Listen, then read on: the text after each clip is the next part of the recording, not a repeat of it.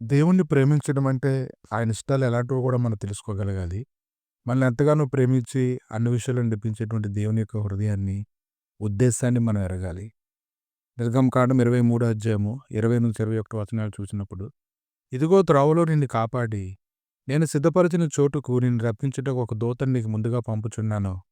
ఆయన సన్నిధిని జాగ్రత్తగా నుండి ఆయన మాట వినవలెను. ఆయన కోపం రేపవద్దు. కనుక మనం ఆయన ప్రేమిస్తున్నాం కాబట్టి, ఆయన మన ఎడల ఎంతో కనికరాన్ని చూపించి నడిపిస్తూ ఉన్నారు కాబట్టి, ఆయన కృపనిచ్చి మనల్ని రక్షించుకున్నారు కనుక, ఆయనకంటే మనల్ని అధికంగా ప్రేమించేవారు ఎవరు లేరు కనుక, ఇంకా ముఖ్యంగా ఆయన ఉద్దేశాలు మన ఎడల ఎల్లప్పుడూ స్థిరముగా ఉన్నాయి గనుక, ఆయన మాటలు వినడం మనకెంతో మేలు.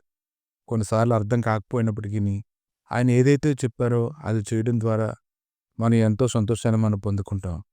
ఆయన కోపం రేపకూడదు. ఆయన మాటకు లోబడాలి. ఆమేన్.